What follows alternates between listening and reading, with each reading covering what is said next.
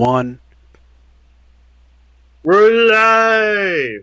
Alright, ladies and gentlemen, this is Timothy, and this is CrisisCast, the new 52. Of course, it's a year later, and I don't think the word new applies anymore.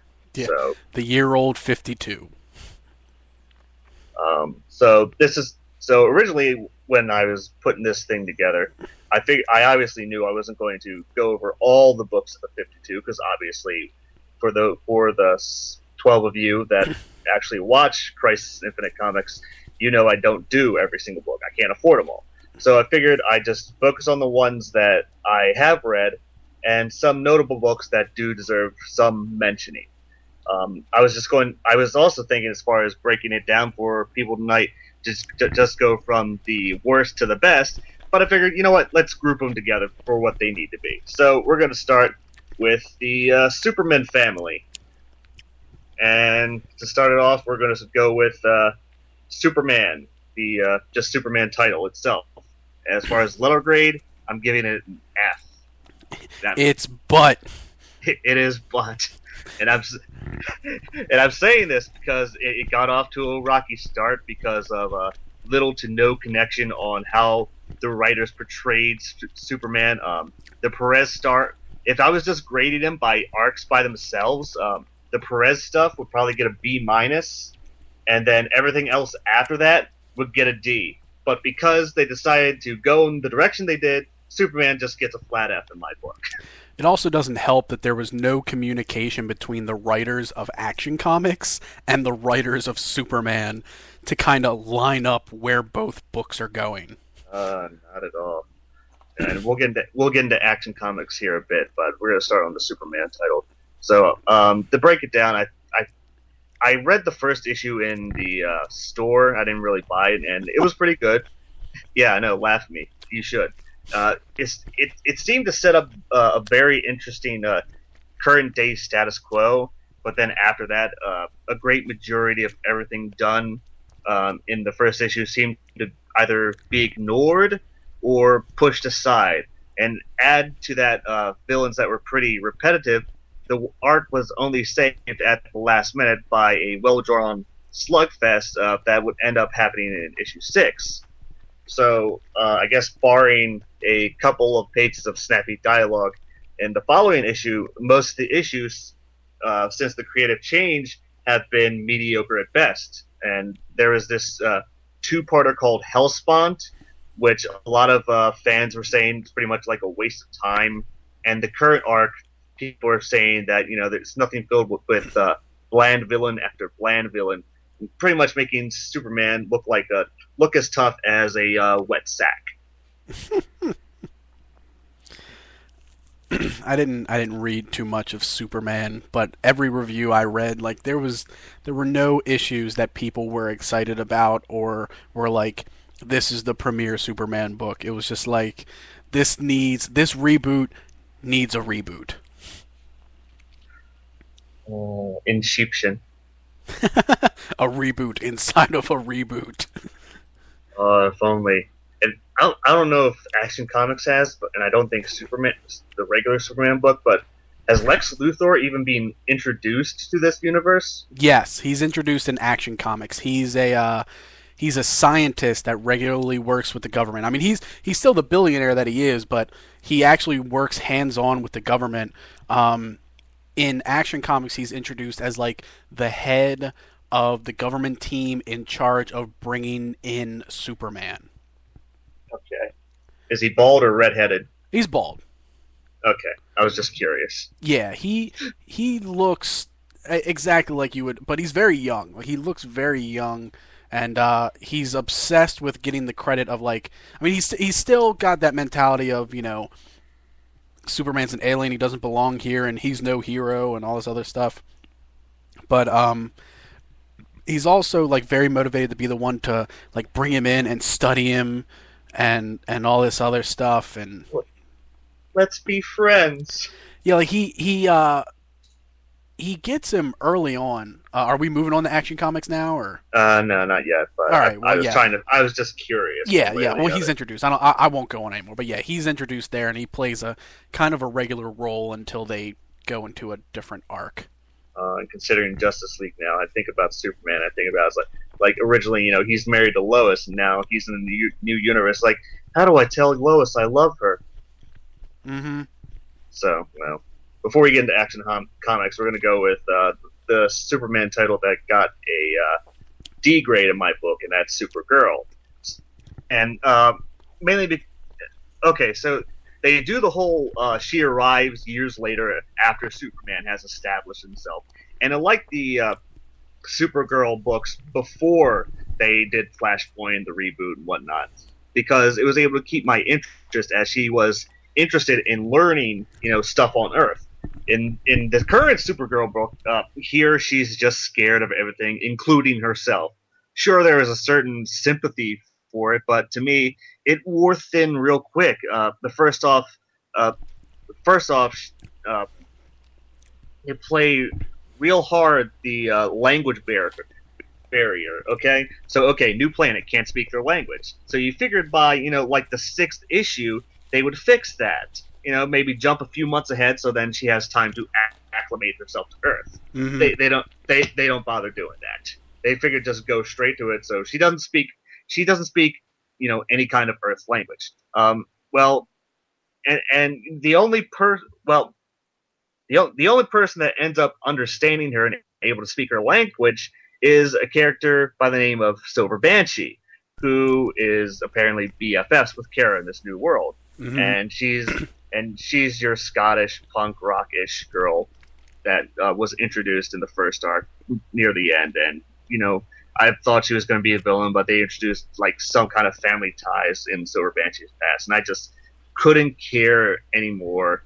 And it sounded cool to begin with, but it just wore thin. I said, "Fuck it, I don't care anymore."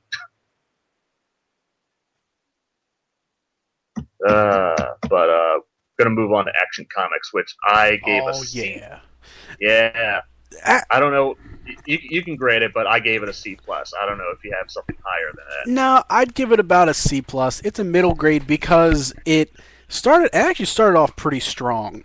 This is the book, if I remember correctly, that was being written by Grant Morrison. So Grant Morrison transitioned from Batman to to Action Comics, and Action Comics is supposed to tell the beginning years, not necessarily of him as Superman, but like when he decides to start using his powers for, I wouldn't even necessarily say good. I'd say kind of like an agenda, and not an evil agenda, but he uses it like when he he uses his blogging skills as Clark Kent to report on the corruptness of politics and various other things going on in Metropolis, and then uses his alter ego as a way to try to bring them to justice. But he's seen more as a vigilante that's rejected by the police and the government. But it's neat. Think of it as like college years Clark Kent, because he's out of Smallville. He's living in an apartment equivalent to Tobey Maguire's Peter Parker. Rent. Yes. Except he's got this sweet old woman as his landlord. That doesn't make it exciting anymore. No, it doesn't. Well, at least that explains the jeans. Yes, yeah, exactly. He wears jeans and a Superman t-shirt and this tiny cape that barely goes past his ass. And but it was neat because like he wasn't the super kind, nicey nice Superman. It was more like he swoops down and grabs a politician and flies him like 50 feet in the air, and he's like, "You're corrupt, you're a piece of shit." And then the guy's just like, "Let go of me, you freak." And then he'll let go of him and then catch him in mid drop and then crash land into a taxi with him and just scare the living bejesus out of the guy until he'll admit anything. And it was hilarious. But then it takes this giant twist and goes into the future where he's already Superman. And it's like a time traveling thing where all these heroes from the future, like, it was hard to follow. Like and there was no forewarning. It was like it told this first arc of him as young Superman. It also did that back issue thing, like how right now Justice League is doing the thing with Shazam. Yeah. It did a thing to introduce Steel. Okay. And it also, I'm trying to remember the first villain they also introduced. He was accidentally created by Lex Luthor. It's not. I don't think it might be Brainiac, but I can't remember. It's been a little while. I didn't get a chance to reread them, but like it explains that arc. He gets his initial supervillain victory, and all of a sudden it skyrockets into the future where he's like got these superheroes from another planet from the And, future. and just to be clear, it's not the Legion of Superheroes. No, it's I forget who it is, but like then it's telling this story where it doesn't even like explain to you how we got here. It's just like bam, next issue. Like it just tells you it's like next issue we're going to the future and it's like, "Hey, we're in the future. Well, why are we here?" "Oh, fuck you. That's why." And I'm just like, "No, go back to the origin story. Like the origin story is awesome. I want to see how he stops becoming a dick." Like that's what I want to see. I want to see the turning point. I don't want to see where he's done being a dick, but these guys are trying to help him during the period where he is a dick and he's in this ship above the planet and I I I it just And turned me off of it. Like I kind of keep up with it now cuz now they're back to telling his origin story, but for that period of time cuz it was like 4 issues, 3 to 4 issues where they're explaining this arc and I'm just like I don't get it. I don't like it and I don't want it. Grant Morrison, well, stop. and where are So, they? And where are they now? Is that still going on as far as issue 12? what the future stuff? Yeah. No, the future stuff picked up at like issue 4 Okay. and went on like issue 4, issue 5 and went on until about issue 8. Now they're back cuz I have issue like 9. Okay. Um that's I think this last issue I read and they're back to him being a hero, but now he's actually interacting with other characters. So he is interacting somewhat with Lois Lane now. I think they also introduced Lana. Um, and I just remember this arc where they were all put into this tiny city, like they were all shrunk down and put into a tiny city. And that was Eh, back, huh? That's fine because it's Candor, right? Yeah. Because that's fine. And it was back to being interesting. It was back to telling a straightforward, easy to follow, interesting story. So, but that dip was such a huge dip. I couldn't give it anything but a C plus. All right. Well, whatever Grant Morrison has planned, he's got to wrap it up in 4 issues because he said after 16, I'm done. Peace out. Have they said who is following up his work? I don't know. We'll probably find out in about a month or two from now. Because they like to tease, like, well, here's who's coming on after so and so writer. You know, Yeah. but so we'll find out probably in a month or two. All right, so that'll do it for Superman. We're gonna go on to our next category that I like to call the Rob Liefeld category. Oh no. And I don't think I need to explain that. And this will be real quick because I decided not to put as little time as I could into these three because we got more better things to talk about. So just to let you know, I'm by the rival Liefeld category. It simply breaks down to Savage, Hawkman, Deathstroke, and Grifter. And they all, as far as I'm concerned, I should just give them an F outright. But I figured I'd give them a D minus because at least some of the stuff for each book was better before Rob Liefeld got on it. So with Savage Hawkman's entire history has been really confusing, even before now, because Hawkman's history. First, he was Prince Khufu, an ancient Egyptian prince who then became reincarnated into Carter Hall, an archaeologist, and who discovers an ancient Thanagarian vessel. And then there's this part where where Hawkman is Carter Hall, a Thanagarian warrior, cop, general, whatever you want to call him. Oh, and his continuing reincarnations and love affiliations with Hawk Girl, Woman, Shariah Hall, whatever you want to call her. So, in these stories, Hawkman is Carter Hall, the archaeologist, and he's trying to rid himself of his armor attire. However, the nth metal does something strange to him, and as the story progresses, it's somehow revealed that the current Hawkman is, I should say, Qatar Hall. I should say Thanagarian alien. And at this time, I like to repeat Hawkman's history is and gets a bit confusing. So just go with that reincarnation as the theme of the entire fucking book. So the Tony S. Daniels stuff, which I'm guessing was slightly entertaining from what I understand. Then when Liefeld got on it, it got pretty bad. At least, the one thing Hawkman kept having was pretty good art, because I respect both Joe Bennett and Phil Tan. Those artists are pretty good. Mm. So, let's see. Get back there. I don't know why you jumped on. So Deathstroke, I won't spend too much time. I only gave the D minus because the Kyle Higgins run on the book was pretty good from what I understand. And once Liefeld came on board, the book was awful. If Liefeld was more involved and just judging by Higgins' run, then I'd say they would be a B, and that's judging on Liefeld's run alone.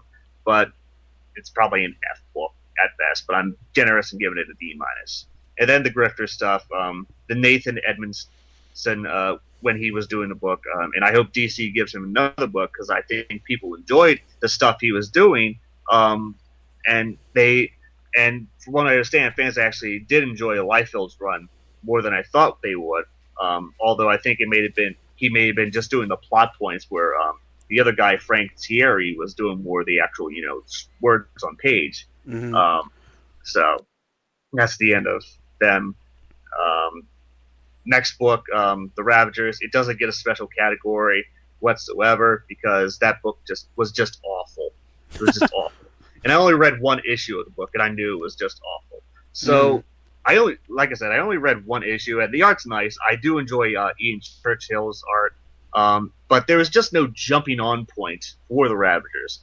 When you open up the first issue of the first question that immediately asks for anyone, what's going on? And all I know is there are people running away from an organization called Nowhere, and to know anything about this organization, you had to probably be readers of both Superboy and Teen Titans, which I am not. So no clue who Nowhere is, why you should care about these characters running away, and also why the hell is Beast Boy's, hair color brown and not his traditional green.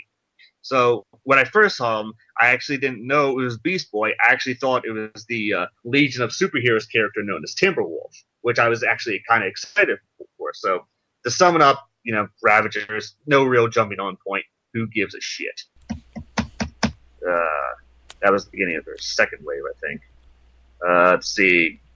All right, Justice League, the category known as Justice League related, and and it's not Justice League, but characters who are in Justice League or has been. So to start off, we're gonna go with Green Arrow, and he gets a C. So Ollie's a young man for the first time, and we'll say 80 years. He's the head of this company called Q-Core, but is very lackadaisical in his work, constantly being bugged by the CEO to take control while moonlighting as Green Arrow. He fights purse snatchers and ruin internet reality TV shows because he was a target of one. Then there was a vengeance plot from a cyborg lady and a character named Midas, who was a walking nuclear waste pile in a way, and was defeated through the use of disinfectants. I mean, bleach, soap, whatever you want to call it. That's how he was beaten. Purell. Yes. Then we get introduced to a set of triplets, all named Skylark. They all inhabited one mind, but gets kind of confusing. They were created genetically by a genetically altered freak named King Lear, no relation, who's I guess could also transform into a polar bear because a polar bear popped up for some reason and said, "Oh, it's King Lear." What? Huh? When did that happen? So Green Arrow has an affair with one of the triplets, who was actually passionately in love with the Arrow, but King Lear used that to his advantage and uses one of the other two still loyal to him to ruin the relationship and break them up. So that relationship ended. So no Green Arrow, Skylark, or any birds fucking for Green Arrow. He then returned home to find out his company was completely taken from him. So right now, in a last-ditch attempt to regain he takes a risky business trip to China, where it gets kind of confused me and lost me, and won't have a conclusion until October because that's when because of all the fucking zero issues happening in September, and a lot of the books right now are having that problem and annoying people, I think. So initially, people didn't like the writing for Green Arrow, but I had no problem with what was going on or with the creative change. It's just that the current arc has lost me. But at least there are two plots on the back burner that are ready to be explored more in the future. And I, of course, mean the Skylark and, the Cyborg Lady and the Midas dude. So that'll be interesting in the future. Moving on to our next book of Aquaman. And he gets a B plus, or I should say, Jeff Johns and Avon Rice. And if there's one thing these two can do well, it's make an ocean a dark, creepy place.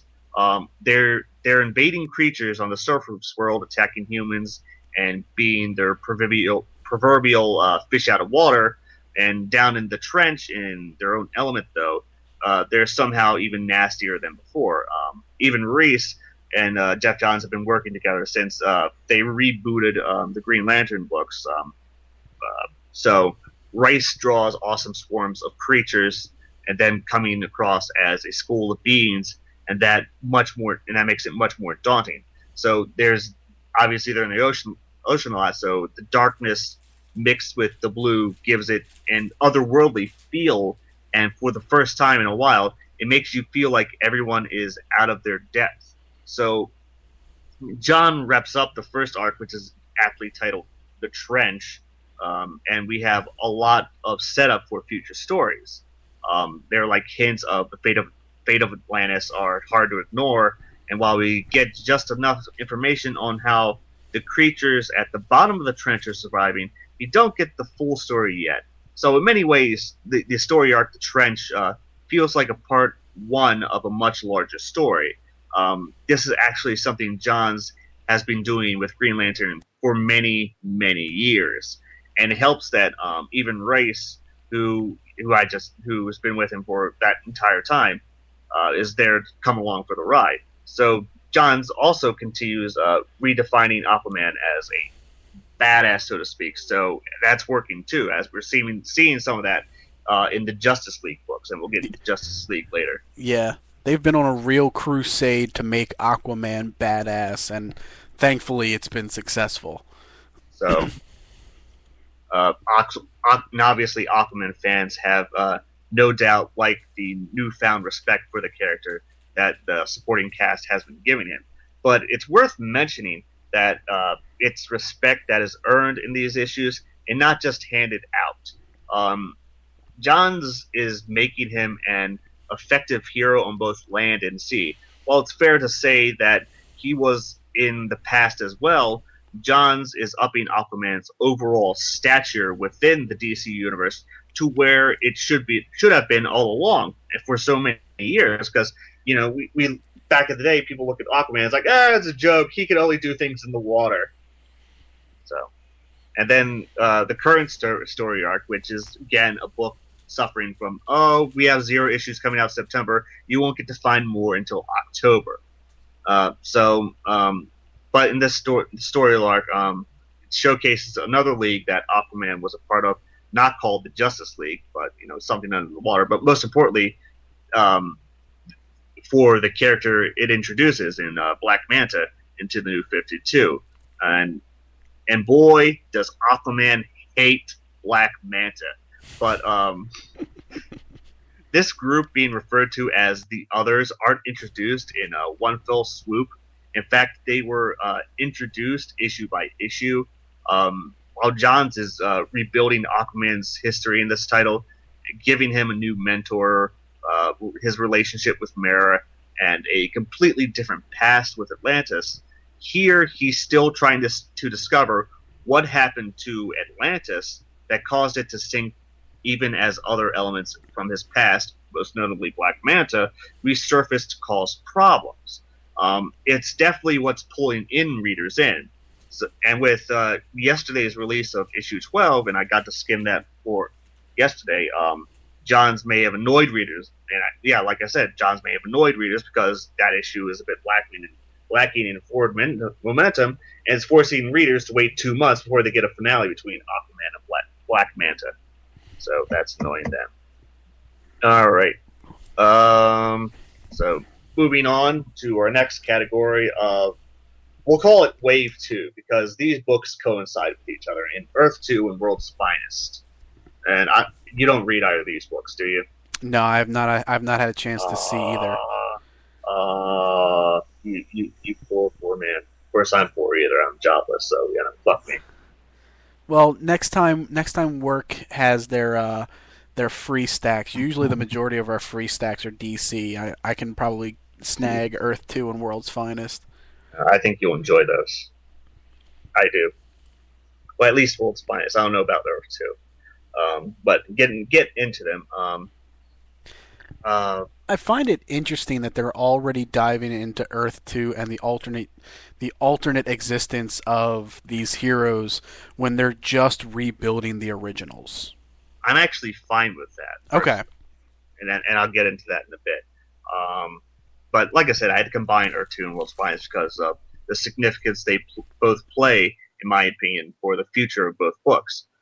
First off, Earth 2 starts off by killing the world's biggest protectors in Superman, Batman, and Wonder Woman, and then removing their sidekicks in Supergirl and Robin, or i.e. Huntress and Power Girl. And that's cool because now the world of Earth 2 is being built. That's being built by James Robinson. Now focuses on building a world without the Trinity, and that it can be protected. And that still intrigues me. Earth 2 is a phrase at DC Comics that holds a great deal of importance, something that James Robinson and Nicola Scott, the artist, certainly knew when they began to tackle the comic. Back in the day, it was the parallel world where the older Justice Society of America characters still lived, characters that are no longer around. It relaunched DCU. So Earth 2, as its first issue, steps forward and tries to fill that gap with a new parallel world where the Justice Society characters are alive and well, only in this case, like most of DC Comics now, it's a relaunch of those characters too. So Earth 2 opens with its 5 years earlier jump into the past in what at the first looks to be a world where Johns and Jim Lee's Justice League 1 through 6 went horribly wrong for the heroes, with only Superman, Batman, and Wonder Woman left to fight off the hordes of Apocalypse. So Robinson plays out that confusion well, waiting until almost a quarter of the way through before we meet Batman's daughter, Huntress, and we get the first inkling that, no, this is a very, very different world indeed. So then obviously, the device that they're trying to shut down blows up, and then Superman, Batman, Wonder Woman are all dead, and then Supergirl and Robin go through this portal where the fuck is this going? And they go through it. So none of them are on the Earth. So the Earth 2 compensates for itself, essentially. So, all right, we got to refill the world in a way. Like Earth 2 is its own entity, say, like its own character. So it repopulates its own world with characters, which is, I think, I'm going to say Mr. Terrific, and that's not going to be talked about at all in this podcast. But I think when they canceled that book, they had plans of moving Mr. Terrific to Earth 2 because he pops up in Earth 2. Mm-hmm. So, as in issue 2, Earth 2 is getting a little bit of attention due to the much anticipation of a gay superhero in Alan Scott, the Green Lantern. But due to all this sensationalism, what people are overlooking here is the world building that James Robinson performs throughout the entire issue. Yes, Alan Scott appears on 4 pages for a total of 17 panels. Yes, I counted. We learn he's that he's in a semi-committed relationship with a young man named Sam, who, like Alan Scott, is a successful businessman. And beyond that, Alan Scott is still being defined, much like Jake Garrick, the Flash, was at the end of Earth 2, the first issue, where Jared Garrick runs into a dying Greek god or Roman god in Mercury. So issue 2 focuses a little more on Jay Garrick, as the character gets to dazzle readers in that issue. So, questioning his future, Jay is given a chance to forge his own destiny in the form of, miraculous powers that give him extreme speed. He shows off a bit of it in that issue, and Robinson crawls into Jay Garrick's head, allowing the reader to revel in the newfound abilities and outfit right along Jay Garrick.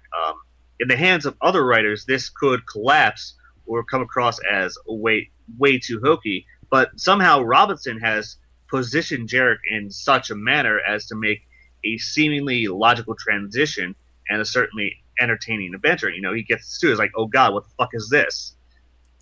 And it's like, oh shit, I can move really fast. What the fuck's going on? Where did this hat come from? Actually, it doesn't have that old hat, but I wish he did. And then when issue 3 comes around, it deals with Alan Scott being given the mantle of Green Lantern after the deadly explosion from issue 2 that killed everyone on board, including his fiancee. There are parts of it that were a bit cliche, I guess. The dead romantic partner being the drive to carry on, the general befuddlement, and we've certainly seen it all before. But as this half of the third issue plays out, I find myself liking where it was going. The power of Earth 2's Green Lantern is from a very different source than what we've had in the DC universe before. And it's a fun twist on an idea that's been bounced around the company for years. James Robinson also brings back an old foe that we haven't seen since it was first created in Solomon Grundy, who's not his old self, Solomon Grundy Crush. He's kind of like a champion of decay. So everything around him, forest and whatnot, that decays, and where Green Lantern's a champion of the green, creating life and whatnot. And it's a clever twist, and one that makes Alan Scott, new archenemy, not only a better fit, but also makes him more powerful and dangerous than before. So, and then, oh god damn it, I lost my place. In like the second half of the book, it was, we get to see Jay Garrick meet Hawk Girl, and it's not only is Jay Garrick awed at her studying her presence, but is scared at the same time, simply because he doesn't know if she's a friend or foe. Because obviously now he has superpowers, people are obviously going to find him, and he doesn't know what to do.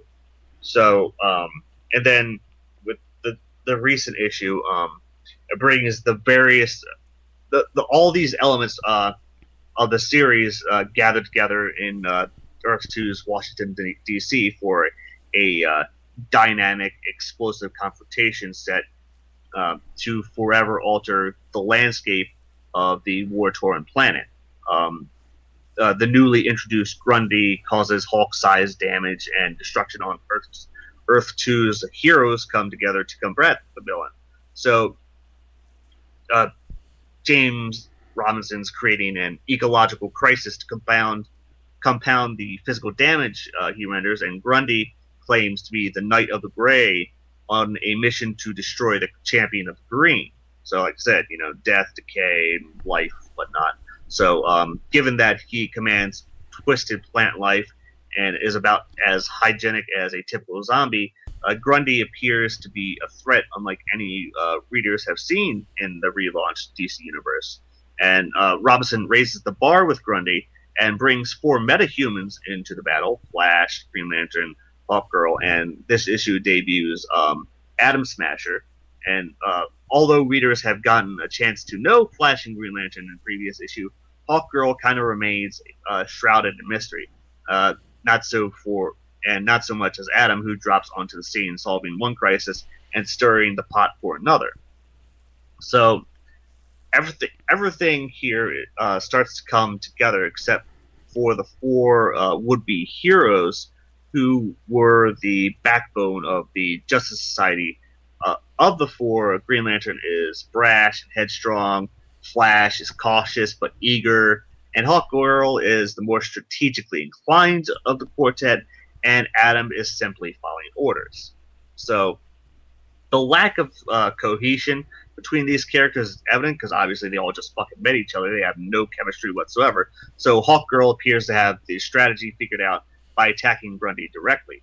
However, once Green Lantern appears, Hawkgirl ditches her attack rather than press her advantage and choose to address the symptoms rather than the cause of the calamity, which is kind of odd, you could say. So,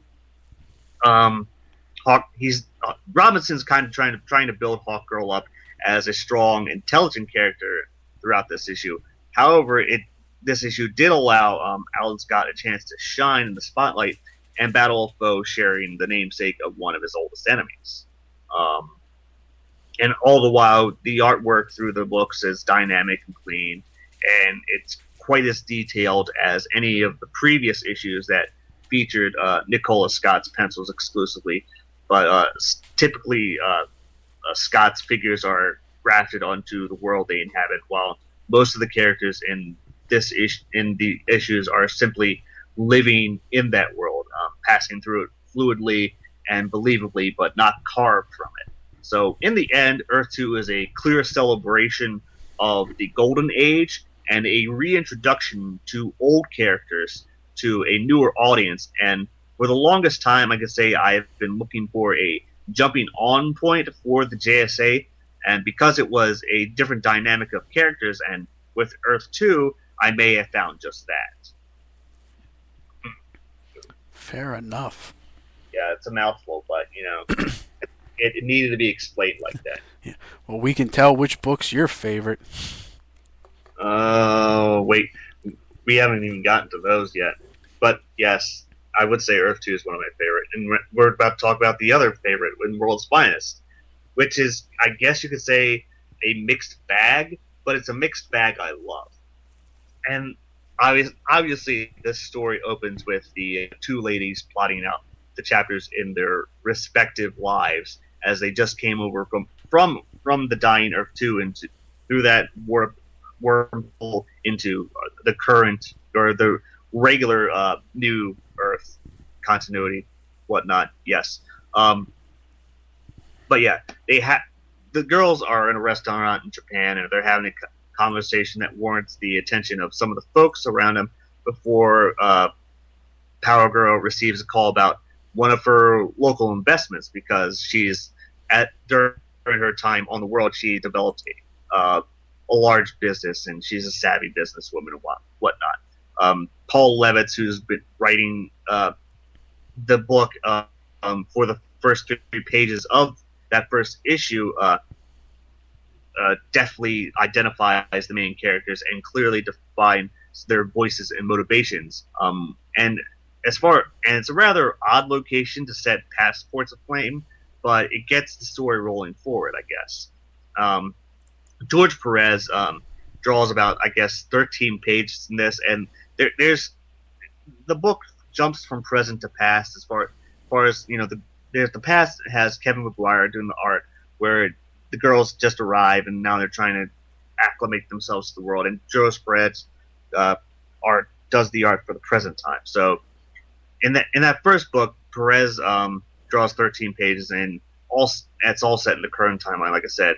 And the artwork is the superior, hyper-detailed, realistic, illustrated work I've come to expect from Perez. And it works wonderfully to set the background and visually define both characters. And I lost my train of thought. Huntress and Power Girl appear to be on the scene at a fire at a high-tech research and development lab, and it looks like a high-tech lab. Granted, it's the over-the-top sort of tech that is currently only feasible in comic books, but that's what this is, right? Hi-fi colors and details with utter brilliance and leaves nothing to be undone. That's George Perez. And as far as Kevin McGuire, he does 7 pages for the flashback and spans the two worlds and roughly delivers the method of transport of how they got there. And the two ladies experienced the displacement having come from Earth 2. Um, and he defines the ladies' adaptations to their new homeworld and draws up the made to order Kevin Maguire expressions, which he's been known for since he's been doing comics. Um, from so we get to see the despair on their face and satisfied relief, and Maguire is able to draw it all out on their faces for both ladies, and throughout um, gives their brand of sexy and hilarious at the same time. But when we get to and his stuff's always been hilarious. Most notably in the last issue, there's a scene where both Helena and Karen are going down, I guess, an Italian road, and some thugs jump out, want to cause trouble, and as Power Girl is dealing with them, Helena's licking an ice cream, and when they cut back to her, she's sitting on a pile of dudes that she beat the crap up, still going at her ice cream. So that was hilarious. So that said, the story itself is widely enjoyable, and this book definitely moves up in my read list. Levitz writes to the strength of both of his artists who certainly deliver. Maguire and Perez draw beautifully vibrant characters that are feminine and attractive, but not cheesecakey or anatomically malproportioned. Power Girl and Huntress are the characters this comic focuses on, but the rest of the world around them is well constructed and solid. So, quite simply, this book is worth the money for the imagery alone, and the actual words for the story are simply an added bonus. Huntress and Power Girl might not be my favorite characters, but the creative team for this book sure doesn't care. They're doing more than enough to open up an enjoyable adventure of a pair of friends who only want to make things better. I'm all for that. All right. That'll be the end of them. All right, so we're going to move on to... I wasn't sure what to label this as, so we'll just call this the freak category, to say the least. Of Swamp Man, which I gave a B+, and Animal Man, which I gave an A. And yes, I don't read either books, but from what I gather, right now, Swamp Man and Animal Man deal with intertwining mythos of red and green avatar elementals. Swamp Thing does plant, Animal Man does animals, obviously.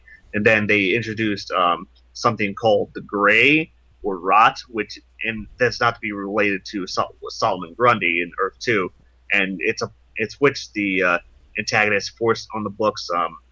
It's like a superhero horror with strong characters and driven plot for both books.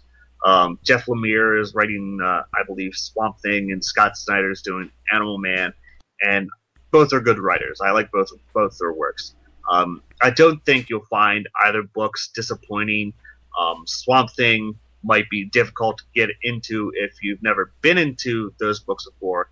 I read an issue of Swamp Thing solely off the recommendation of a friend and was confused as hell for a while. Thank God there's an issue 0 coming out, and that way you can have somewhat of a jumping on point. And obviously fans have been raving wild crazy for Animal Man, and they just love them some Animal Man. And both books have some great art, I think. Some of the most notably in Animal Man, some of the panels in Animal Man are straight out of what I can only assume is a Picasso painting. It's great, but I couldn't stop thinking about the same friend's description of how sometimes Animal Man is the acid trip of comic books. So I had to put the book down for a while because I couldn't stop laughing at that comment.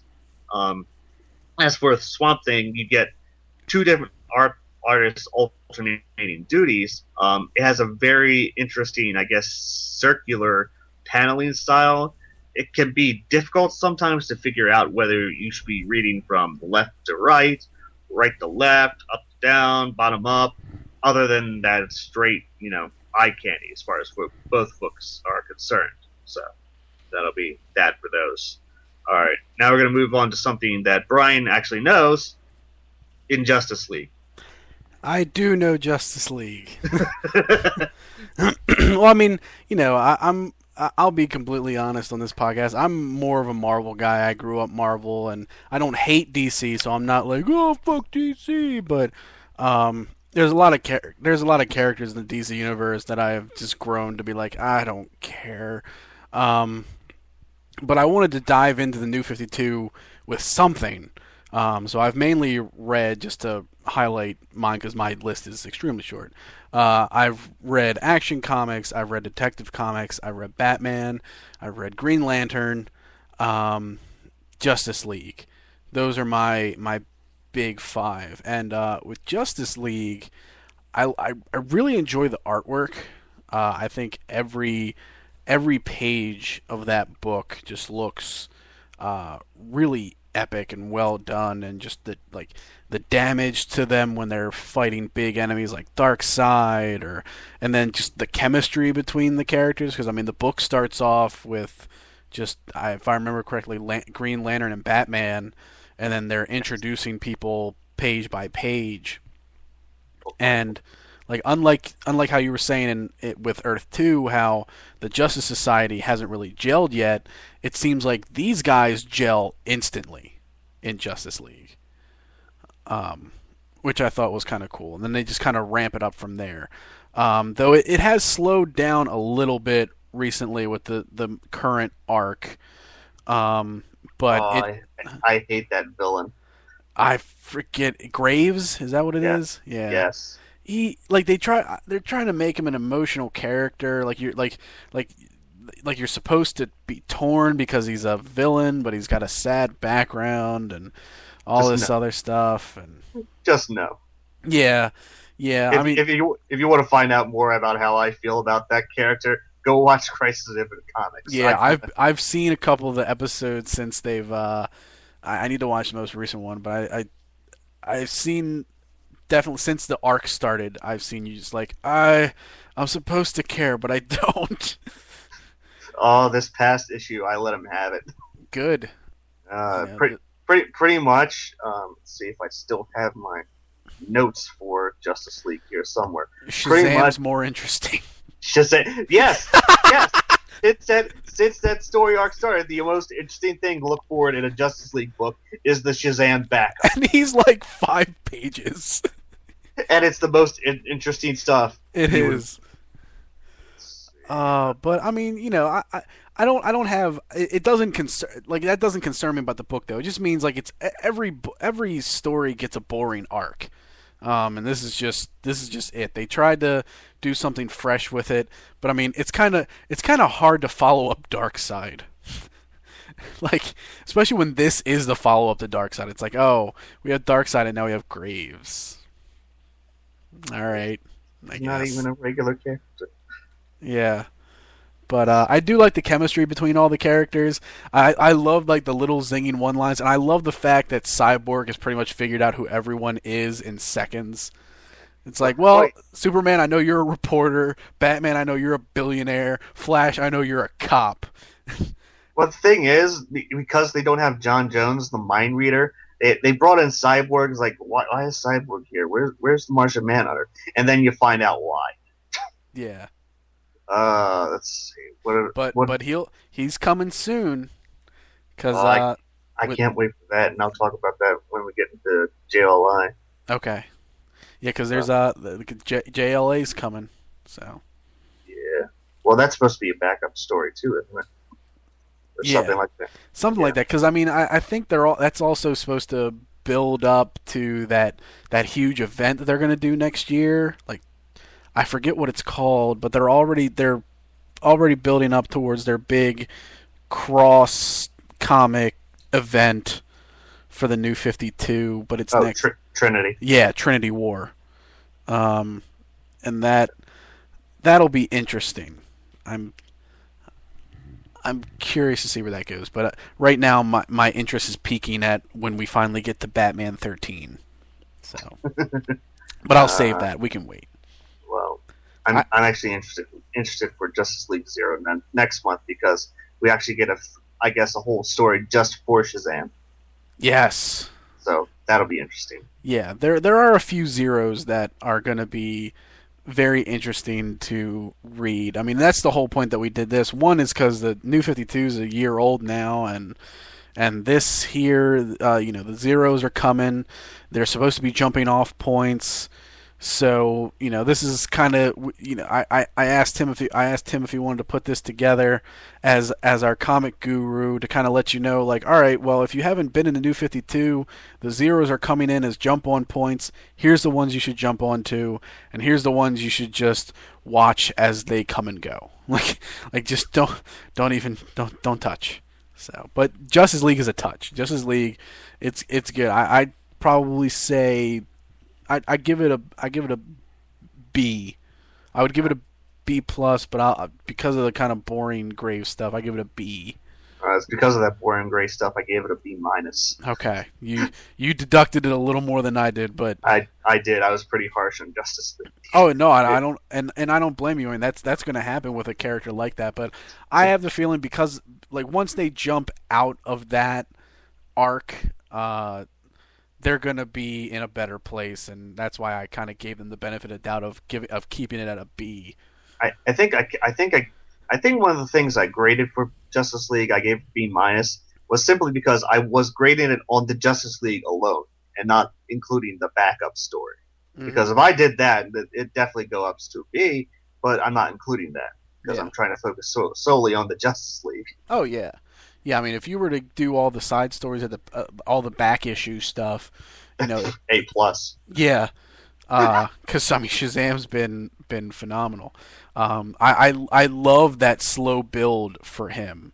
Like there's a lot of characters that they're kind of like peppering in instead of just throwing into your face, and I like that. It shows that this new 52 thing isn't as much of a cash grab as people may think. There's a lot of thought going in behind it. So But it doesn't hurt that it made a lot of money out of it. oh no, it doesn't hurt that it made so much money that we have Marvel Now coming in November. So that's a wait and see thing. Marvel Now. I mean, it's not a reboot necessarily because the continuation is still maintaining. Though we're just swapping creative teams and creating title names. yeah, Blah blah blah. yeah, we're moving a bunch of people and we're putting X-Men on Avengers teams and we're putting comedians on Deadpool. Actually, I have no problem with that. I don't either. Brian Post, I enjoy Brian Post saying I'm very like that's out of all the Marvel Now books, that's probably the one that I'm most intrigued to see where it goes. It's one of my top two. The other one being Indestructible Hulk with Mark Waid and Lionel Yu. That's going to be awesome. For me, anything that Rick Remender is on, I'm pumped to read it because he writes such great stuff. He is to me he is Marvel's king writer right now. He writes so much good stuff. That's why like Venom is one of Marvel's best books. I mean, he just got off of it. His last issue is already out.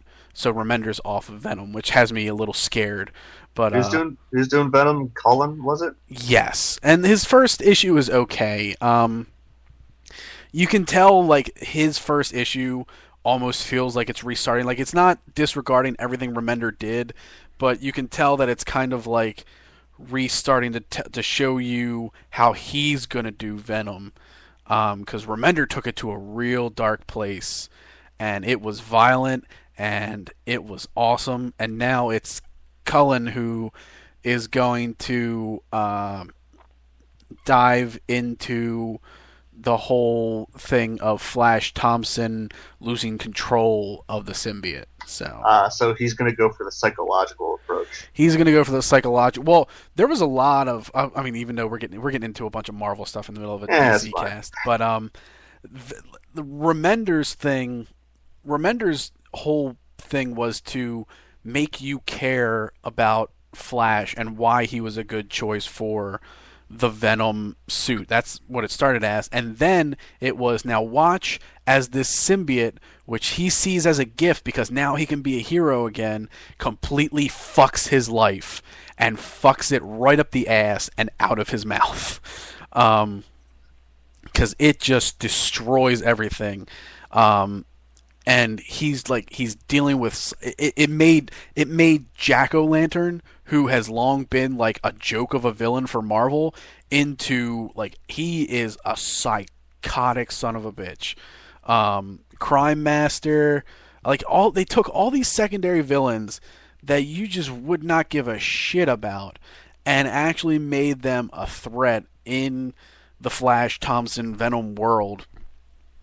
And it's just this crazy story of Flash Thompson fighting the history between him and his abusive father and his alcoholism and being crippled and somehow like and becoming completely obsessed with keeping the symbiote and fighting Captain America and having his mother almost murdered and like all this stuff. And it's like it's the book was not afraid to get violent, and it was awesome. And then when they had the team up where he teams with shitty female Ghost Rider and Red Hulk and X-23, and they're fighting Blackheart, and Blackheart's trying to bring hell to Earth, and then you also got Doctor Strange and Hellstrom, and it was and then Johnny Blaze. It was awesome. It was such a cool ass tie-in. It was probably because it was all done in the point one, those point issues that Marvel likes to do. Probably the best set of point issues Marvel's done. It's like 13 to 13.4 is this arc, and it was awesome. And then Remender ended it by tying up all loose ends with Jack-O-Lantern and Venom. Before now the focus is him losing control and also being a part of the Secret Avengers. So doesn't that make you happy now? I fucking love Venom, man. That book is so good. That book is so good. But there's a lot of DC like the new DC stuff that I read now. I like as well, and I will be interested to read more of it. Oh, and I also have read a little bit of Batman and Robin. I read a lot of the Batman stuff. Batman's my big guy for DC. I actually forgot to write my stuff down for Detective Comics, so when we get there, I'm relying solely on you. That's fine. I kind of tapped out, or not early on, but they've gotten me to tap out on that one. It's okay, but compared to the other stuff they're doing as far as the Batman universe of the New 52, it really is one that you could probably. Yeah, I'll wait. I'm skipping ahead. Where are we at now? I was actually going to start with go to the other Justice League book of Justice League International, which is far, in my opinion, far above the regular Justice League title. I'm proud. It's Booster Gold, son. It is Booster Gold. That's why it gets an A+. Booster Gold was the best part of the Flashpoint. Yeah, it was. He was so awesome. Parts. Yeah, he was. He was so great. And I'm not going to talk about the annual whatsoever, other than the fact during my review of it last night, I referred to a character that appears in the annual as a guest because it's that big of a spoiler. Are they ending International soon or something? I thought I read an article. It got canceled. Yeah, that sucks. It did suck. I'm very upset about it. It should not have been canceled. Yeah. So Static Shock deserves to be canceled. JLI. I don't know. Anyway, so Justice League International. Let me time travel here a little bit. So, as a kid raised in the days when all comics just had 17 pages of story, 20 pages seemed pretty good. So, can writing a satisfying installment of a superhero comic of that length really be rocket science? I really don't know, but any writer having trouble with mechanics should study an accomplished pro like Dan Jurgens, who month after month delivered first-rate superhero stories that don't leave the reader feeling shortchanged. Here's another example. Here's the example. He closes the JLI's first storyline, the Signal Masters, in just 20 pages. He recaps the threat of to Earth from a character known as Paraxis, who is blue, pinkish, scrollish, whatever you want to call him. He is pretty powerful, pretty much. The JLI escapes his death trap and travel to the planetary Lech's Street, battle the alien, persuade his ship to stop strip mining Earth of valuable resources, and send its master running and quiet the UN liaisons hectoring because the UN just doesn't think the JLI is a good idea. Even though it's a new universe, they actually know better from the past. Um, so and I'm going to take a stab at the Avengers. Unlike them, unlike Brian Bendis, there's no standing around for team members.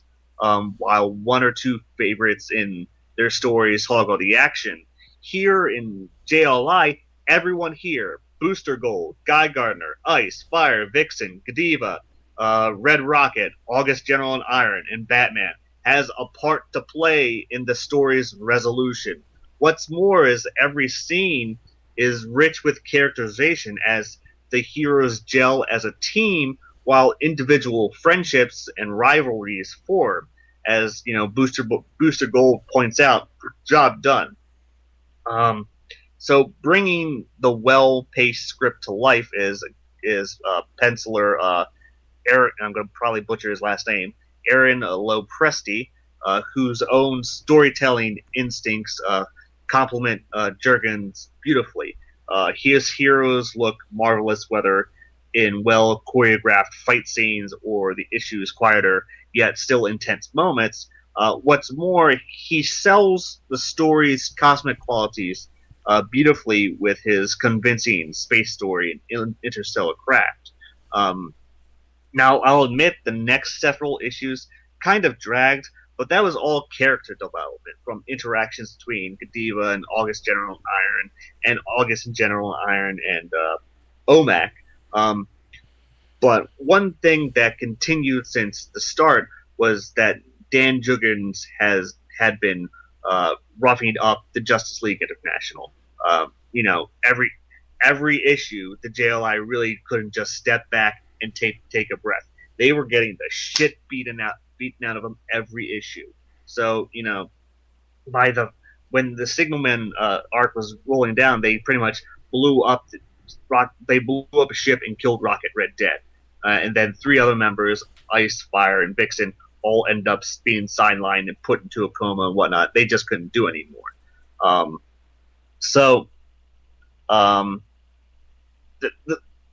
There was one issue that took a pretty tight focus on Godiva, who Jurgens uses to narrate a plot and set the scene for readers. And throughout that issue, you see Godiva come across as a timid character and just doesn't really seem like Justice League material.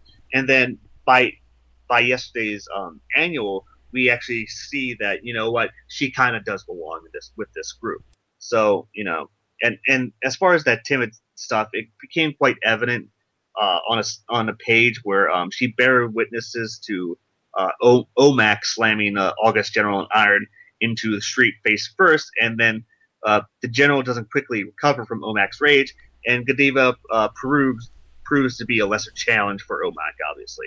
So after witnessing the end of this title, it is quite remarkable that DC told fans of the JLI that the reason the book was finishing was story driven. So there's nothing in Dan Jurgens' script in the last issue to make it seem like a definitive end for the team. And even in the annual, it didn't seem like there was a definitive end. The JLI still exists in the universe, just that they don't have a title to express themselves. So it really does upset me that series is coming to a conclusion, unfortunately. So, or it has come to a conclusion. All right, yeah. So much characterization, and I didn't know anything about August General and Iron, but I want to know more about August General and Iron. He was so good in that series. It's like, I like you. I like you. Give me more. Yes. So we're gonna move on to the Lantern books. Yes, Yay! All right. agreed. I love how Green Lantern basically said "fuck you" to the New 52. Well, both Green Lantern and Batman said "fuck you" to the New 52. Yeah, like fuck you. We had some important shit going on before all this nonsense, and we're just gonna ignore this even happened. So we'll start with the least of the books in Red Lantern, which I gave a C minus.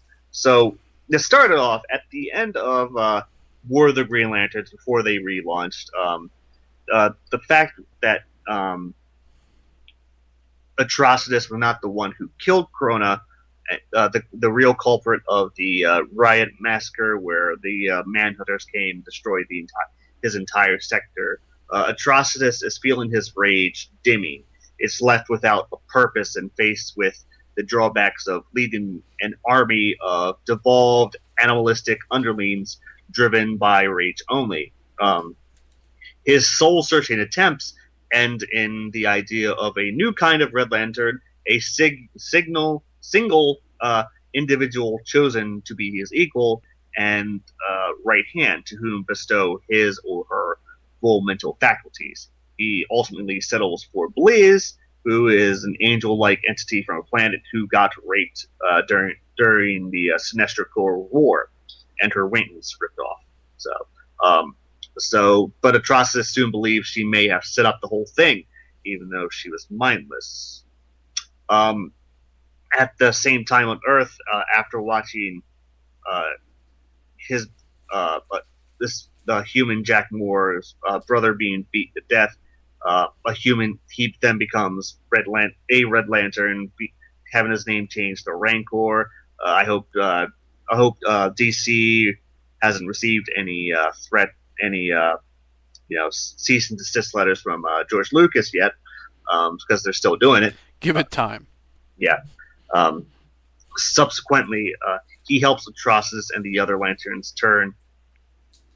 Uh, I lost my place somehow. Um, uh, Turn like his rage, I guess you could say, Atrocitus' his lesson, and kind of reignited it in a way. So Atrocitus and his core, at his core, or I should say, Krona has his. Uh, I'm getting my things facts twisted. Krona's body gets stolen pretty much. Atrocitus has been using Krona's dead body as like Dr. Phil. He just goes to it, it talks to the corpse, something to comfort him. But the body gets stolen, and that helps reignite Atrocitus' rage in a way. So with new renewed rage, he goes in search for him, but instead runs into an early and failed Red Lantern experiment in his quote unquote daughter, Abysmus, as she's being referred, and she proceeds to poison the Red Central Battery, killing off Red Lanterns. But essentially, Atrocitus is able to kill Abysmus and restore their Central Battery. So, with the new lease on existence and a new focus for the Rage, Atrocitus decides it's time to be a group of vengeance again. So, all in all, the writing for the book kind of gets really confusing and lacks in some area.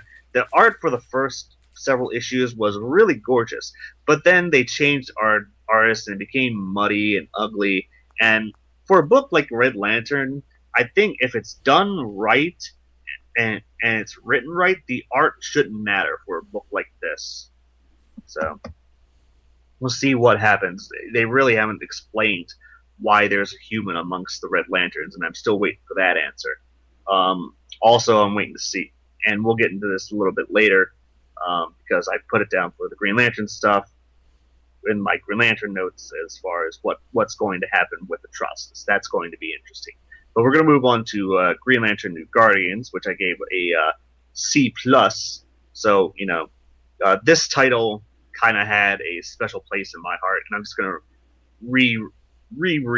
just reiterate what I've said for the last one. it's hard to ignore the lack of grace and storytelling in some of these issues. So, because for years worth of issues, the characters have talked and fought their way through each story development without reaching another level of depth and intrigue that is kind of seeked out in comics today. The story bends on the whim of which spectacle it wants to show off next, and while it attempts to find a heart in Kyle Rayner, it never gives the reader a compelling reason to truly invest emotions in him. So, the first few issues is, dedicated to, all right, all these different colored rings find their way to Kyle Rayner. Why? I don't know. They're just there to it, and all the different Lantern Corps come to attack him, and then they go on. It's like, all right, we're gonna find out what happened. Da, da, da, da. Oh God, angel type entity from that has a spaceship that envelops an entire solar system. Oh, you didn't do it? Wait, what? Uh, uh, Larfleeze is an enemy of yours, and you want us to kill him? We got to think about that. And then they go to Larfleeze. Larfleeze, no, you should kill him because I one angel of my own because I'm greedy. And just kind of gets a little confusing again from there. So one thing we learned is that it was Sade, who is the female guardian that Larfleeze gained by the end of Blackest Night, is the one who sent out all the different lantern rings to Kyle Rayner. And I don't know what the purpose of it is off the top of my head, but the one thing that was learned is that bits and pieces, believe, of Ganthet's personality is stored in these different colored rings because uh, he Ganthet gets lobotomized, to say the least. He's now just a full on robot, essentially with the Guardians. He has Yeah. no options whatsoever. So, but the art's fantastic. And I'll just reiterate that again. Tyler Kirkham has a bombastic flavor to his character designs, playing up the busty fatality, the hulking Invictus, and the abs on anything with a stomach. So that's to say the least about Green Lantern New Guardians. But moving on to Green Lantern Corps, which I gave a B plus, which is being written by Peter J. Tomasi, who is good friends with Jeff Johns, and they like writing books coinciding with each other. So Tomasi brings during the first arc of the Keepers, he brought a satisfying conclusion that leaves stuff on the table that leaves the Keepers a viable threat for the future. The Keepers were essentially the ones in charge of protecting the Green Lantern batteries and whatnot, and creating them and making sure they stayed safe. But the Guardians took that away from them, and then their entire planet decayed, and then they wanted revenge. So it was pretty much willpower against willpower. While the issue had more rings to the wall action as we've seen throughout that entire story arc, I was swept up in it all. I did leave my head scratching, wondering why John waited until after killing Kurt, who becomes a central focus for the next story arc, the War of the Alpha Lanterns. He waits until after he kills Lantern Kurt to free himself. Perhaps it was a simple matter of the Keeper energy not jump-starting John's ring until after Kurt was dead, but the way the scene plays out, it was kind of unclear.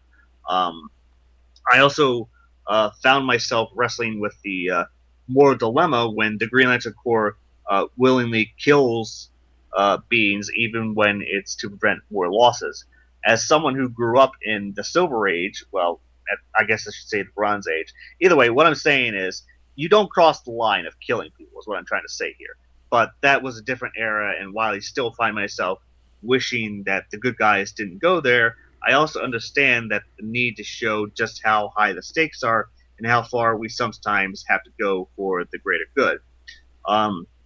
I do like it when John Stewart is put in the situation and he's able to make the hard choices, and we know through um, the titles that this decision wasn't looked at the same way when he blew up Mogo during the War of the Green Lanterns.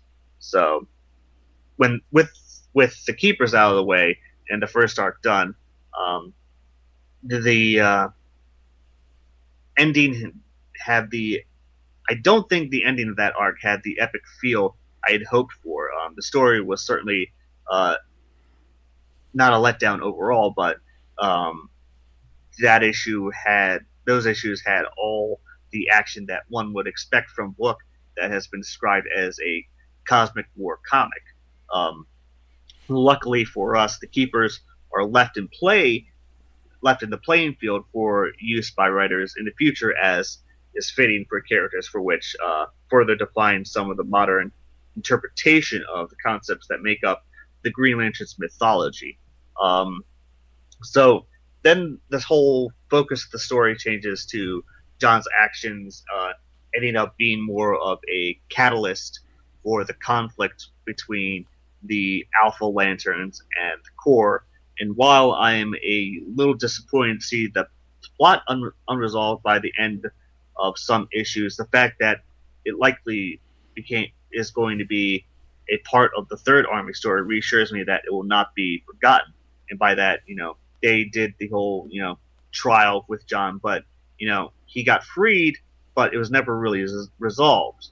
So one thing during the War of the Alpha Lanterns, they killed off three mainstaying characters that have been in the Green Lantern universe for a long time in Barracks, Boudica, and Green Man, all of who were Alpha Lanterns. Um, while they may not have, been major players in recent years, the fact that the creative team has determined them to be casualties of war in an issue before the main event is a clear indication to me that the game-changing proclamation may have happened was supposed to happen in the annual, but it really didn't happen there because the annual ends up just being an extension of the main Green Lantern story, which we'll get into later. Um, so I just want to say that sometimes the book can be hard to follow graphically speaking, especially when the Core is battling amongst themselves, to say the least. Because there's, it was even obvious during the Keeper stuff because the Keepers were using green energy and whatnot, and then they're battling the Alpha Lantern, so it's one big glob of green on the pages, so it's kind of hard to keep track. So the art suffers a bit for this reason, and I found myself being taken a little out of the story when I couldn't tell who was doing the what to whom in many of the panels. There was some real opportunity for epic images, but unfortunately we didn't get them. So with the Alpha Lanterns No More, and while I thought the script did a great job of closing the chapter for the Green Lantern stories, the visual storytelling kept the book from being the momentous conclusion it could have been.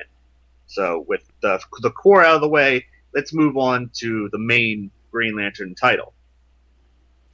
Hell yeah. Did I say the main Green Lantern title? Okay, because that gets an A+. Yes. Hands down A plus.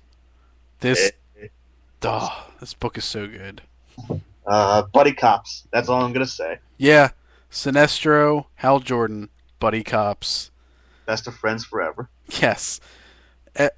It's this is the one that really shows you how much they didn't give a shit that the universe was rebooted, because it picks up right at the end of War of the Green Lanterns with Sinestro being a Green Lantern again, and the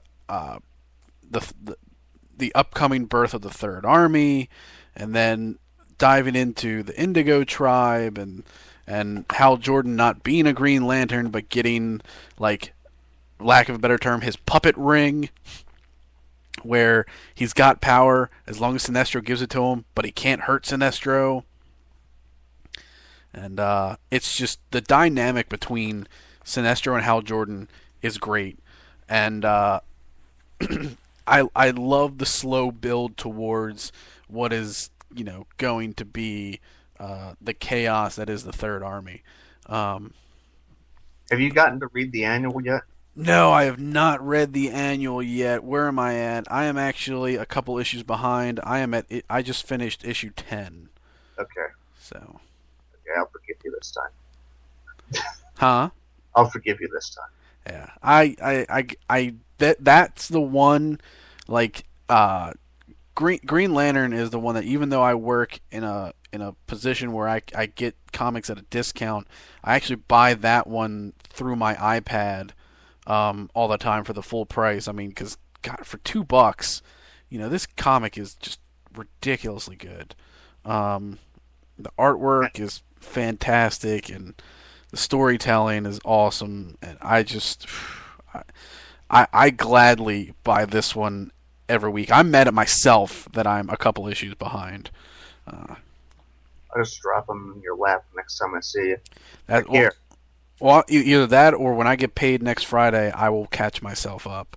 Because, like I said, this is one that I gladly pay full price for and have no qualms with. Uh, now I don't know about you, but I've been reading along around the internets, and there's been some debate among fans circles that John's turned Sinestro into such a strong character that they begin to wonder how Hal Jordan could ever beat him in the first place, and considering the history of Sinestro being the greatest Green Lantern in history.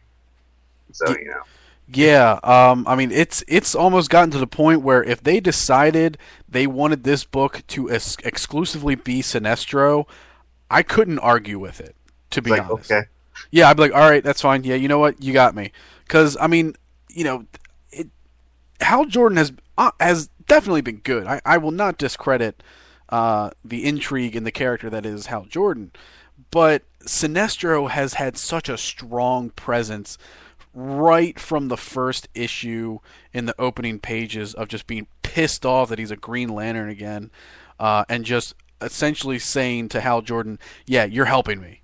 You don't want to be a Lantern anymore? Yeah, fuck you. You're helping me." Um, oh, you're having sex with Carol? Sorry, we gotta go. yeah, yeah. Giant purple cock block in a green suit. That's uh, he just it's so good. I mean, and I know now for a while they're gonna kind of get away from Hal Jordan because they're introducing that guy Boz or something. Yeah, he's Arab American. Yeah, he's Arab American.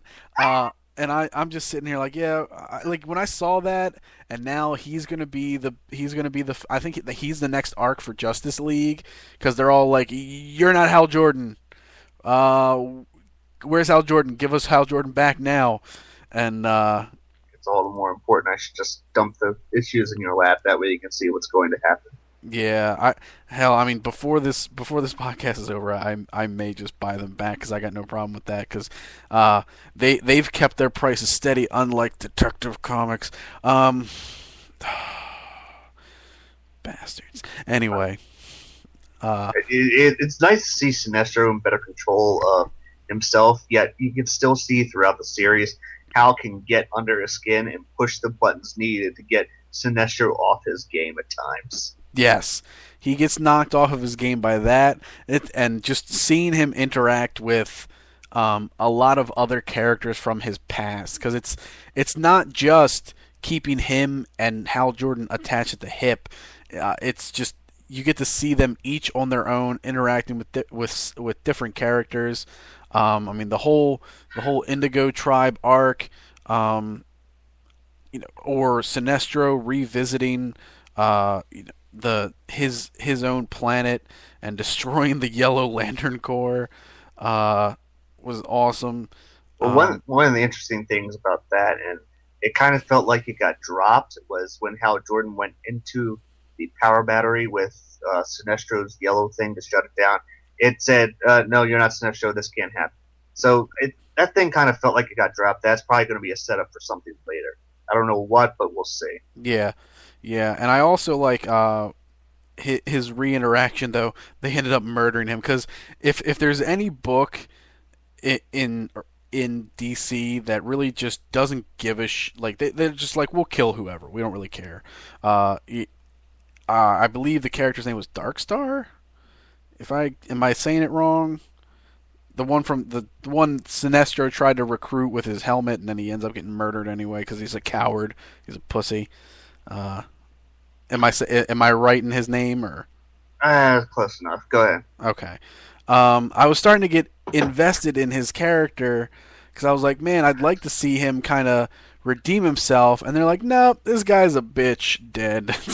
like they, or like I think it was the first issue in the New 52 for the Green Lantern Corps, and they were just murdering Green Lanterns left and right in like the first 3 or 4 pages. I'm like, well, all right, getting things off to a hot start. So, but this book is excellent. I enjoy every page thoroughly, and I'm certainly glad that I got into it, and I eagerly anticipate catching up and everything. So I'm a few issues behind, but that will change. That will change very Yes. soon. I So, actually could have caught up last week while I was on vacation because we got a bunch of free DC books, but because I wasn't there, by the time I got in, I'm trying to think what was left. It was like some Wonder Woman, um, yeah, like two Wonder Woman issues. Grifter was in there. Um, a lot of side stuff, but no Earth 2, no World's Finest, nothing like that. So uh, yeah, so but there's also one very important image uh, that they have a big splash panel. And among the visual, we have Two Hooded Ben, John Stewart being zapped by the Guardians, Atrocitus leading a squad of manhunters, Kyle Rayner as a Red Lantern, and Guy Gardner looking worse for wear behind a primitive set of bars, and a mysterious white lantern ring wearing a right hand, to say the least, and I don't mean master hand. hmm. And then obviously we see Boz in this last page, and a green oozing Green Lantern symbol.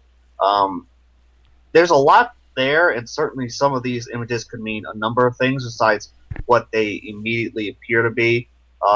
Jeff Johns, for example, looks like he might be getting his sentence. Like, I mean, John Stewart, for example, looked like he was getting his sentence for the death of Kurt, but it obviously that didn't happen. But you know, the image also made it look like he might have been getting his mind altered like Gambit did. And then the image with Kyle could be either him turning into a Red Lantern, or it's something more. Like there could be a process of like him mastering the emotions of all the emotional spectrum. So he'll be able to control all the rings himself. And as for the hooded figures, my own opinion at this point is that Hal and Sinestro will probably go underground or something after that, after they are presumed dead, paving the way for Baz, whatever it's going to happen, the new Green Lantern, and allowing them to rally the Indigo Tribe, Hal and Sinestro. But, with that being Jeff Johns, heck, all the images could mean things entirely, but it's certainly fun speculating just on that splash page alone. Yeah, because they're all now starting to do that whole coming soon in the various comics. Because I know they do that in or they're going to be doing that in Justice League too, show you what's coming up. Yeah. So So that'll be the end of the Lantern books. And to move on to our final category, all Batman stuff. Batman. All right. Well, not the first one. You didn't read this one. Because we actually have to talk about Red Hood and the Outlaws, because they are part of the family. Yes, they are. They get a C minus though. So, but first and foremost, parents who thought that Star Sapphire from the Teen Titans and the comics were essentially the same person were in for a rude awakening when they found out that comics version had no problem flaunting what she got.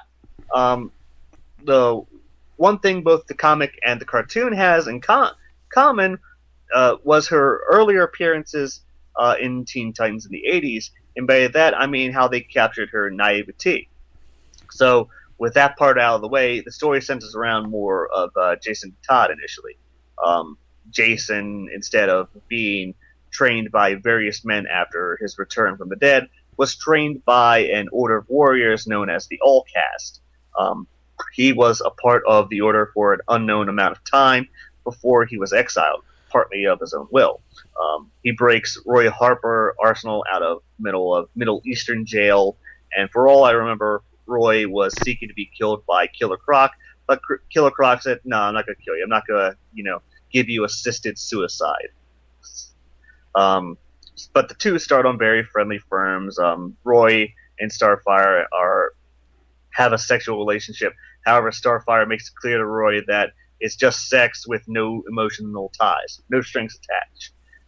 So the essence of a fellow exiled member of the All Cast finds Jason and appears to him, and she's invisible to the others, and she sets him on a mission to hunt down a group known as "quote unquote" the Untitled, telling him of people missing organs before death without any sign of removal as their calling card. So, top it off, this character that would become known as Essence shows that the order of the All Cast, the people most qualified to handle the situation, have all been slaughtered, leaving her and Jason as the only living members that are known of. So Jason's mission essentially becomes one of vengeance and destroying the Entitled. That soon gets put on the back burner as he gets drawn into the Court of Owls fight in Batman, and currently in the book he's on a space adventure that has more to do with Star Sapphire than the other two. So Starfire. Why do I keep calling Star Sapphire? I don't know. Why don't you stop me? So I wanted to stay interested in the book. I lost all interest when he joined the Court of Owls fight, and that's not his fault. But the art initially was nice, but they changed artists, I believe, at issue 6, which I think looked a bit sloppy and uninteresting to make me want to continue reading. And I just lost track, and I just didn't care. So that's why it hasn't been appearing on any episodes of Crisis Infinite Comics. Also because of money. So with that being out of the way, did I say I gave it a C minus? Yes, you did. Okay. Batman and Robin, B minus. Yeah, I would say B minus. I haven't read every issue, but I like I like how they've evolved Damian. I feel like in Grant Morrison's run with Batman and Robin, they made Damian Wayne a little bit more of a brat than how he is now, which he's a dick. Well, he was a dick. He Huh? was a dick. He was a dick then. The overall uh, story for Damien is that he just feels entitled to everything. Yeah. He feels like he is the next Batman. He's entitled to everything that Bruce Wayne gets, but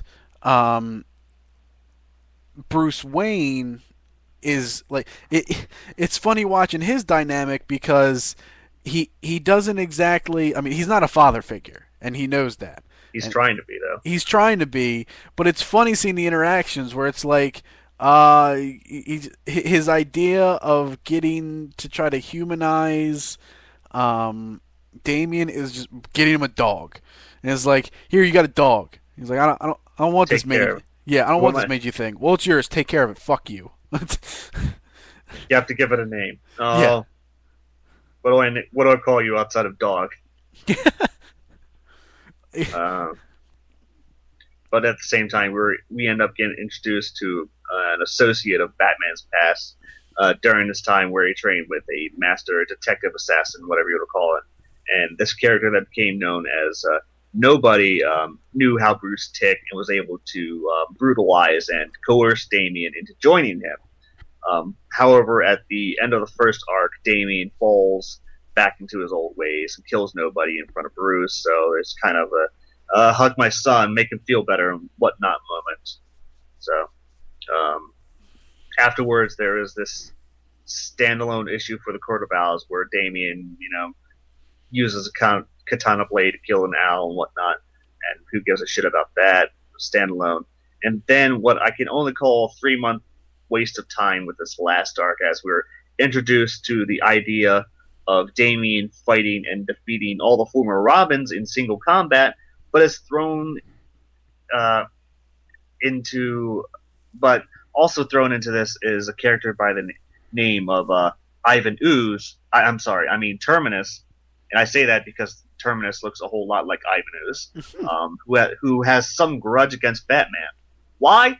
Fuck you. That's why. It was never explained why he had a grudge, and just that he had a grudge against Batman. So the part that actually had me and probably most people interested in the book was immediately resolved, and the whole Terminus stuff was just a waste of time. So I wanted to see more of Damien going up against the other Robins, but that just didn't happen. So waste of time. All right, so that's all I gotta say about Batman and Robin. Before did you have anything for Detective Comics you wanted to talk about? Yeah, I can definitely talk about it.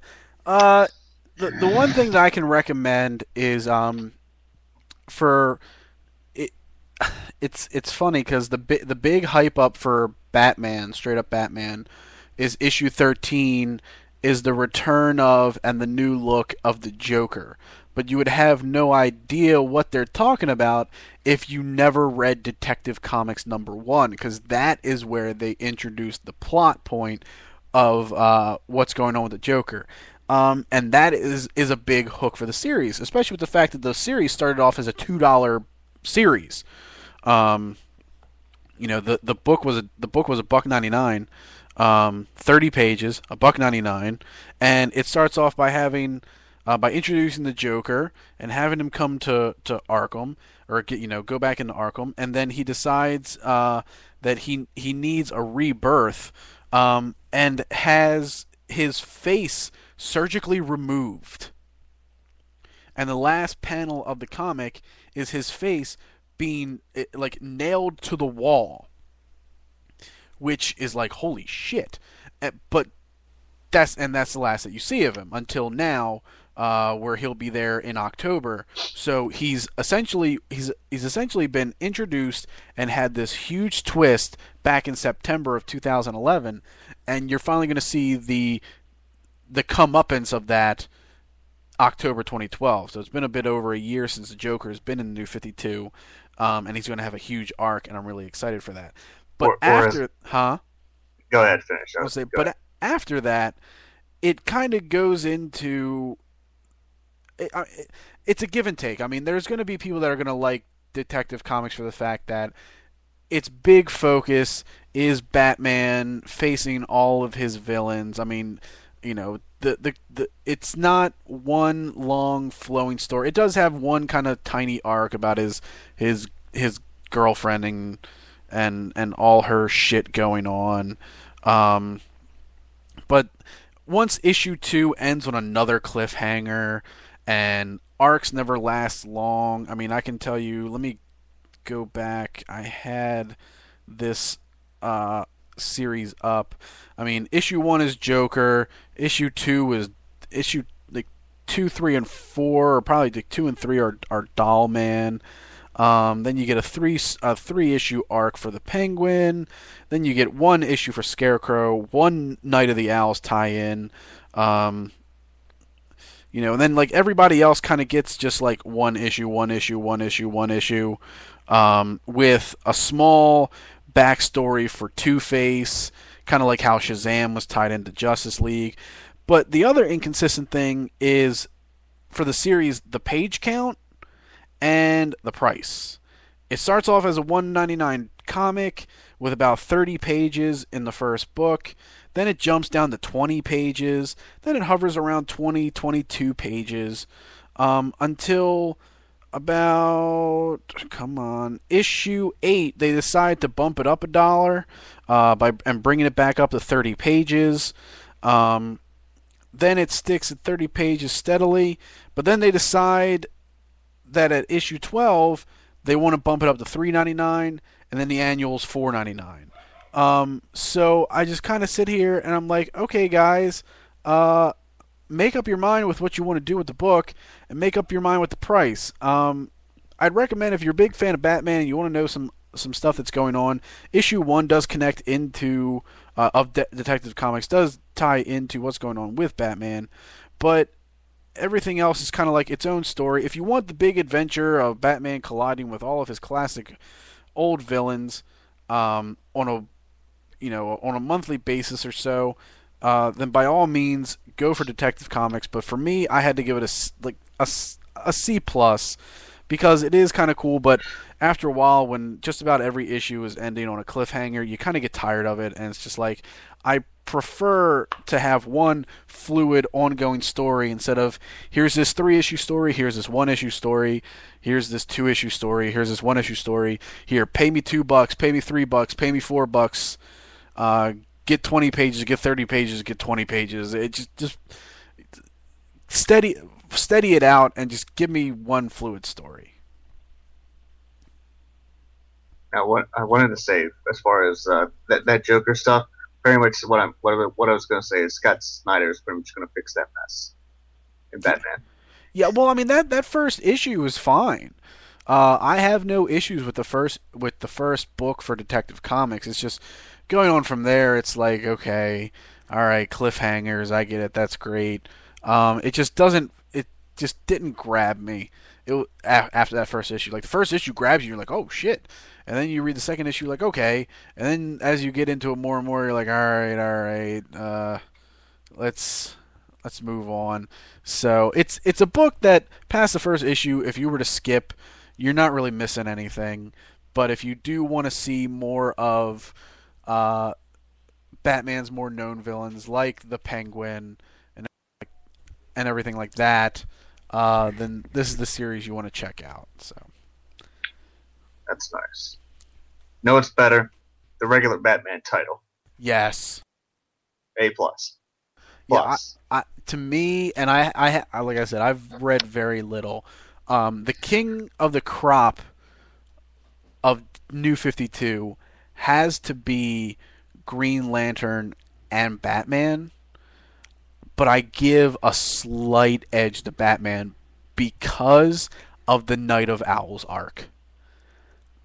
The Night of Owls arc is so gripping and interesting, and the fact that it just completely fucks up Batman's psyche, and you get to see him just break down and just go into a psychosis, and just everything about him is just completely screwed for like 1 or 2 issues, and his obsession with the Night of Owls, and then them just invading his home, and that last page when he emerges from that suit or that chamber in that giant metal suit, and the last words are "Get the hell out of my house."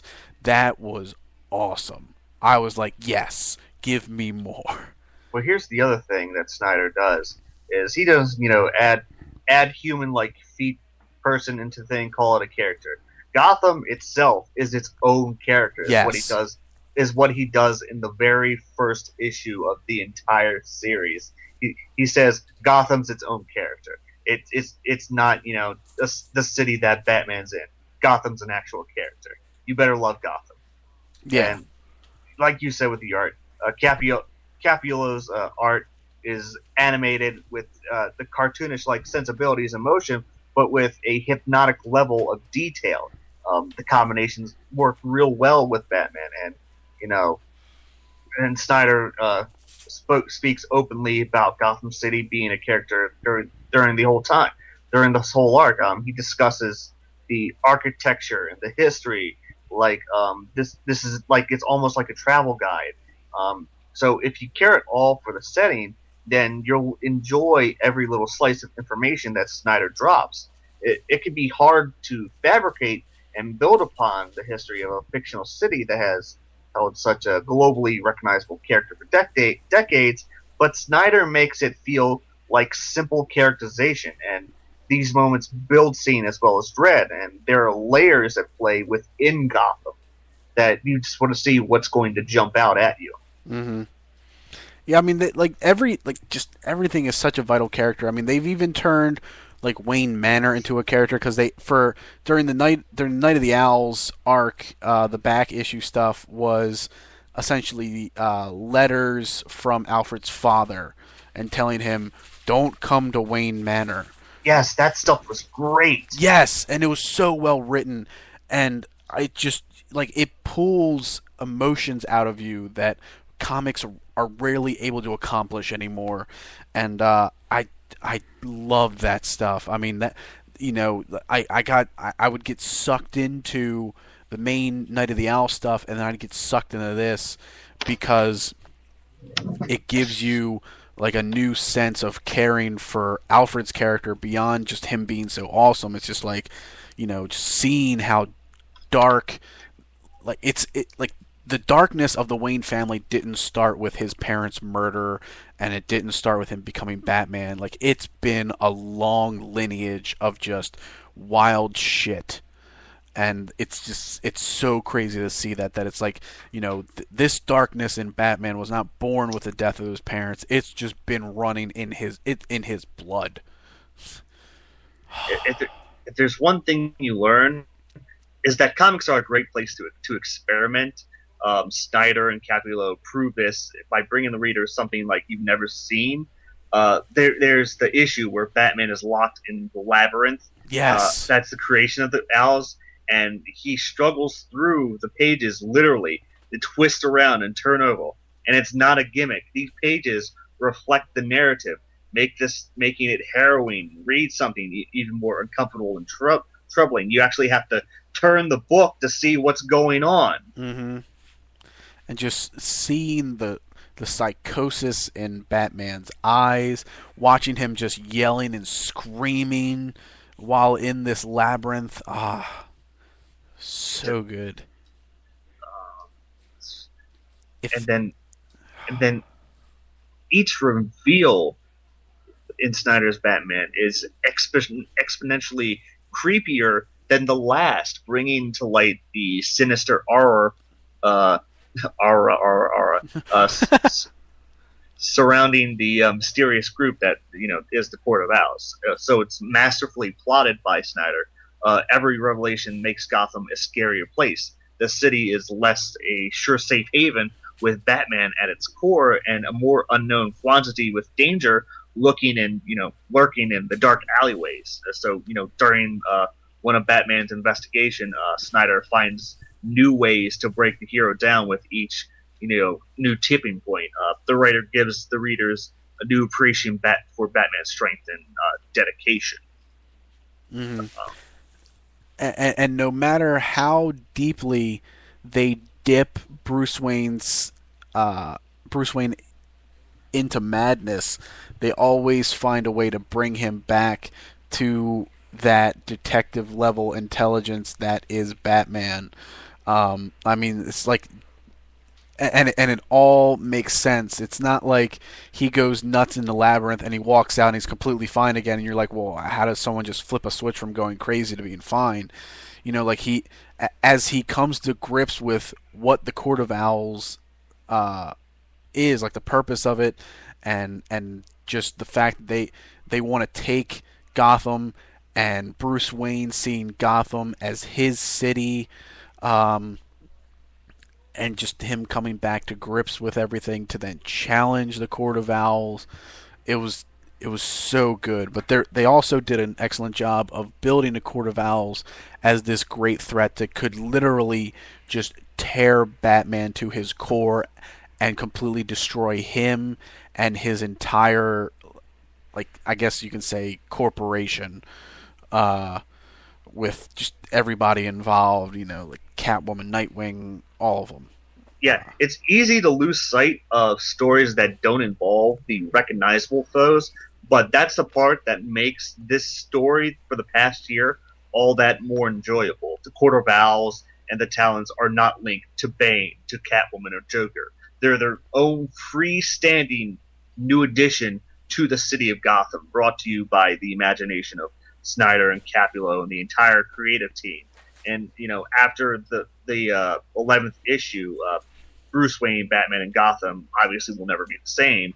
And in my opinion, that's all the more better. So I can't wait till October to see Snyder fix the Joker. Yeah, yeah, it's gonna be really cool. And I mean, anytime that you can sit through, like, I mean, literally, we read through an entire year of an arc in Batman that had nothing to do with existing big villains, and at no point did we sit here and look at it and go, man, where's the Joker? Where's Mr. Freeze? It was just like, what happens next? Well, actually, Mister Freeze was a part of it because they were actually using his tech to keep some of the talents frozen. And Yeah. then there's the Batman annual where Freeze was trying to get out of Dodge because he knew he was next. As far as the talents were, as far as the Alice was concerned, Mister Freeze was actually on the list of people to die. Yeah, but I mean, like, there wasn't, like, we weren't sitting here looking at the owls going, yeah, this is nice, this is great, where's the penguin? You know what I mean? Like, it was gripping to where it like, they incorporated it where it made sense, but it wasn't, it wasn't needed. Like, we weren't sitting here demanding our old classic villains back. It was like, man, these Court of Owls are crazy. I want to see more of this. Um, Court of Owls, fuck this, give me Maxi Zeus. yeah. But I did like, I did like the episode, the is it 11 where they introduced the brother and sister living in the slums, or is that That's 12. 12? That's 12. 12. I even thought that was interesting. It wasn't as good as all the previous issues, um, but I actually am curious to see where that character is going. Um, as far as, like, she helps Batman once, kind of. Well, not really. She actually fucks up his entire plan. But she thinks she helped. Um, She. The thing you learn about her is she's smarter than you know. You know. So it'll be interesting to see how Snyder intends to develop her character as we progress. Maybe she's going to pop up in 13 as a supporting character for Batman or whatnot. yeah, like I don't know. Every time I see her, I keep thinking, like, oh, here comes. I don't think Snyder would just callously just throw this character out there. It's like, all right, done with her. She's going to be an integral part for whatever he has planned for Batman. I think. Yeah, I do think that. I don't think she's a one-off. Um, but I'm definitely more interested in her than Andy McGuire. Fuck you. I don't like him either, man. I read that issue. Why do you think I was so pissed last week? You should be. You have every right to be. I just No. no, no. I'm not. I am not looking. I've enjoyed Amazing Spider-Man since I started reading it. I am not looking forward to more issues with Andy McGuire. Neither I'm am I. I'm not. I'm so sad. It's like, oh, he's so powerful. He's a new level of powerful, and he's a dick. You know what? I was just hoping that they just integrate Hope as a Spider-Man's sidekick for the regular books. Just Yeah, just go with that. yeah. Because I mean, the interaction with him and Hope in Avengers versus X-Men is more interesting than this. Ugh. Or the final 2-3 pages of the new Avengers book where Iron Fist Master says, "Hey, get the Spider. She's gonna be training. He's gonna be training her," and she's like, "I have to listen to you now." And then Spider-Man just hooks her into why he's teaching her now, even though he's kind of reluctant too. Yeah. Hell, you know what? I'd rather see more issues with Spider-Man and that fat kid at the end of 692, the one that says I'm friends with Spider-Man and Hulk's my daddy. Like that kid. Give me more of that kid. Give me more of him. Give me more of them swinging around eating ice cream. I don't want Andy. I'm already done with Andy McGuire. I'm already tapped out. Because he's not going to get turned around into a sensical superhero overnight. He's probably going to end up being a villain. So dumb. Dumb. Unlike Batman. Batman's grade A, awesomeness. It is. If you get any books in the New 52, you better get Batman and you better get Green Lantern. It helps. Yes. But I also suggest getting the supporting Green Lantern titles. You don't need Red Lantern, but supporting Green Lantern stuff. Yeah. Yeah. And I mean, if you need to get a Superman, Action Comics is probably the best one. Or you can wait for Man of Steel, which comes out next year, which is going to be Scott Snyder and Jim Lee. That can have potential.